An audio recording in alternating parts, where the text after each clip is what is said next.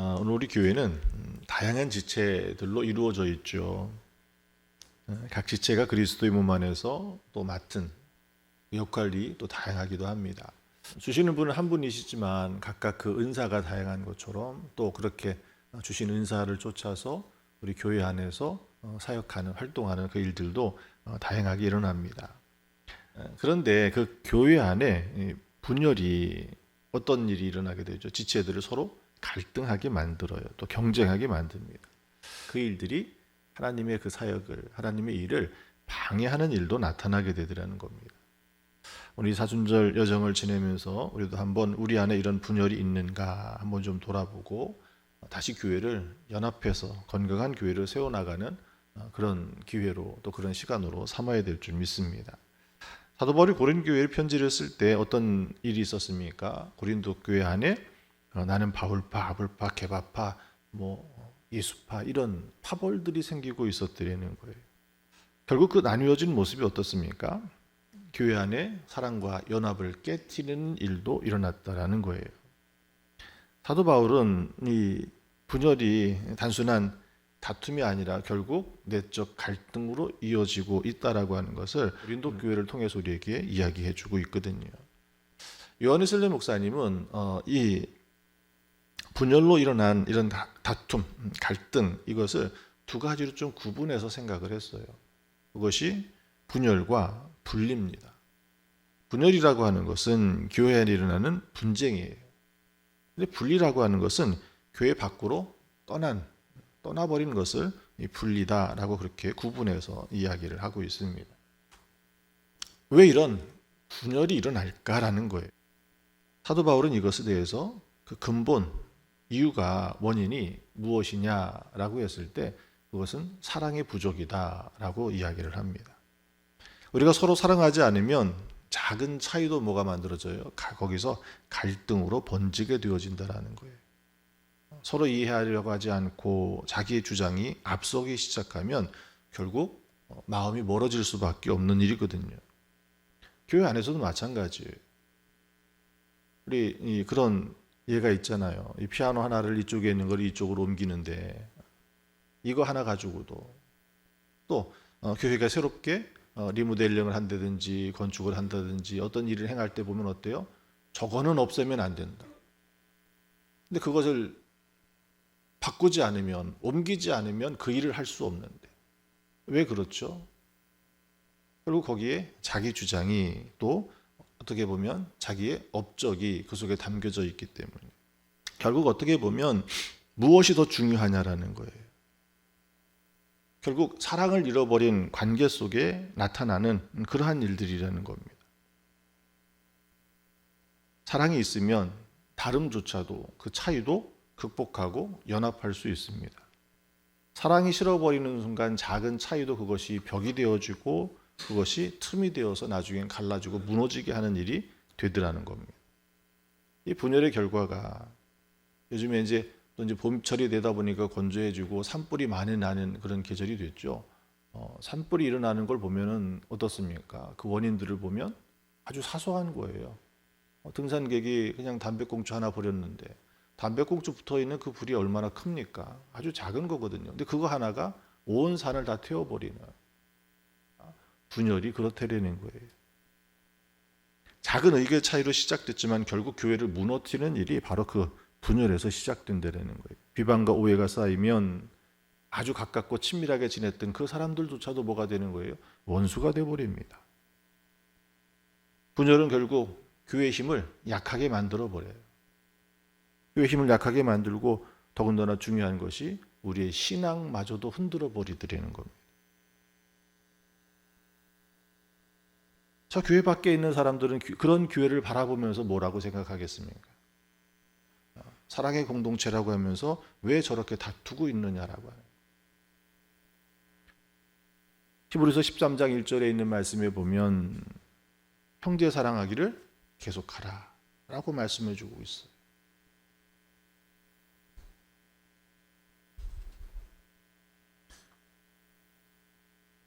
때로는 분리가 필요할 때도 있습니다. 우리 교회사를 지켜보면 초대교회가 어떻죠? 초대교회는 분리를 통해서 세워진 교회예요. 무엇에 대해서 분리가 일어났습니까? 바로 유대교와 결별을 하고 분리를 해서 초대교회가 세워졌는데 그 이유가 뭐예요? 어떻게 보면 그 안에 있었으면 계속해가지고 어떤 갈등이 일어났겠습니까? 바리새인들은 예수님을 향하여서 신성모독자이고 율법을 지키지 않는 사람이고, 그러니 그 예수를 따르는 그 무리도, 초대교회 무리들도 그러하여서 계속해가지고 율법의 징계와 또 다툼이 일어났겠죠. 그러나 초대교회는 어떻습니까? 비록 유대교 안에서 율법에 대한 이해와 그것이 다르면 충돌이 날 수 있겠지만, 그러나 그거 어떻습니까? 성령이 그들에게 임하시고 그 성령을 통하여서 말씀이 재조명되어졌을 때 무엇이 진리인지를 알게 되었습니다. 예수 그리스도. 오직 우리를 구원하시는 분은 예수 그리스도이고 그 예수님은 누구십니까? 하나님께서 선지자를 통해서 약속하신 그 메시아예요. 그 진리를 깨달았을 때 무엇을 택했습니까? 분리를 택했어요. 가깝게는 종교개혁을 생각해 볼 수 있겠죠. 가톨릭 교회라고 하는 것은 지금이야 가톨릭 교회, 천주교회와 이 개신교회 교회가 이 구분돼서 이야기를 하지만, 가톨릭이라고 하는 말은 그냥 공교회를 이야기하는 거예요. 그 길을 통해서 건강한 교회로 다시 세워진 것이, 분리되어진 것이 그게 오늘날의 개신교회가 되어진 것입니다. 그러나 이렇게 오늘 우리의 신앙을 지키고 또 우리의 믿음 가운데 건강한 바른 교회를 세우기 위해서 분리를 택한다면 하나님께서 그 길을 열어주시고 허락하셨을 거예요. 그렇지만 그렇지 않고 내 주장과 내 이익을 위하여서 분쟁을 일으키는 자리가 되어진다면 그것은 결국 하나님의 교회를 깨트리고 무너뜨리는 죄가 될 수밖에 없다라고 하는 것입니다.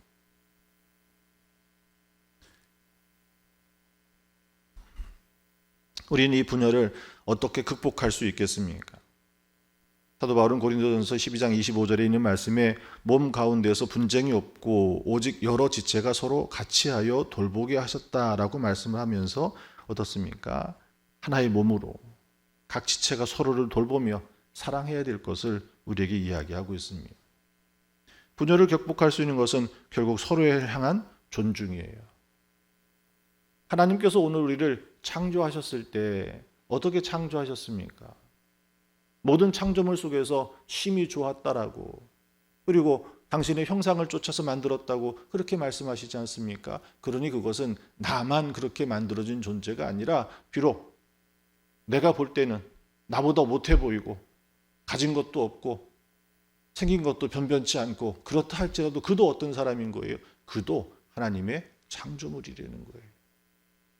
그런데 그에 대한 존중과 사랑이 거기에 그 사람을 대하는 그 마음이 되어야 되는 것입니다. 그런 때 비로소 서로의 차이를 인정해주고 존중해 줄 수 있어지는. 예수님께서 마태복음 5장 9절에 말씀하셨죠. 화평케 하는 자는 복이 있나니 저희가 하나님의 아들이라 일컬음을 받을 것이라. 우리가 이 분열을 극복하기 위해서 가져야 될 또 한 가지 일은 뭐냐면 이 화평케 하기 위해서 힘써야 된다라는 거예요.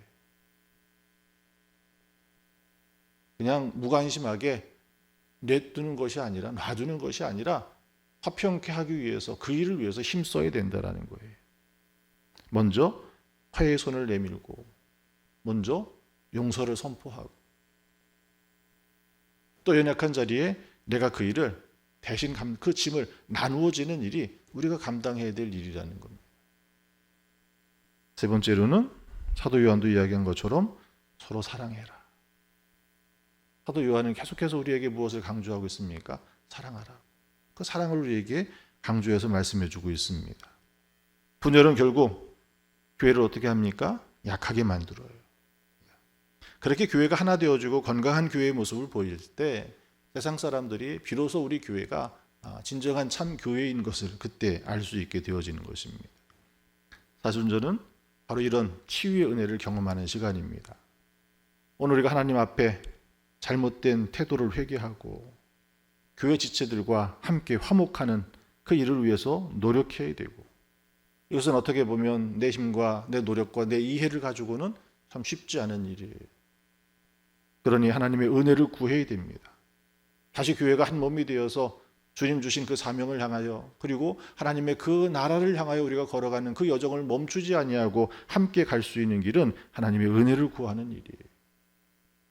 그러나 이 하나님의 은혜를 막아버리고 회방하고 작은 분쟁을 큰 분쟁으로 교회를 깨뜨리려고 하는 것은 결국 누구의 일입니까? 그게 사단의 일입니다. 그게 사단의 일입니다. 오늘 우리는 하나님께 붙들려서 하나님께 쓰임받는 사람이 되십시오. 때로는 내가 하나님의 일을 한다고 그러면서 사단에 붙들려서 사단의 일을 하는 자리에 서지 않기를 축원합니다. 오늘 우리는 사단의 계략에 속아 우리 스스로가 죄의 종이 되는 자리가 아니라 다시 하나님의 은혜를 회복하고 우리 안에 그 사랑이 예수 그리스도의 그 사랑으로 오늘 우리의 믿음의 자리를 지켜내시기를 축원합니다. 오늘 우리는 이렇게 기도했으면 좋겠습니다. 주님, 교회의 분열을 치유하시고 우리를 하나 되게 하소서. 제가 내 마음속에 고집과 편견을 내려놓고 사랑과 화해의 도구가 되게 하소서. 여러분들은 사랑과 화해의 도구가 되어서 교회를 건강하게 세우고 이 힘으로 세상 속에 나아가 빛으로 소금으로 복음을 전하는 일에 우리 이웃을 섬기고 저들을 돌보는 그 자리에 우리가 세워지기를, 그렇게 세워지는 교회가 되기를 축원합니다.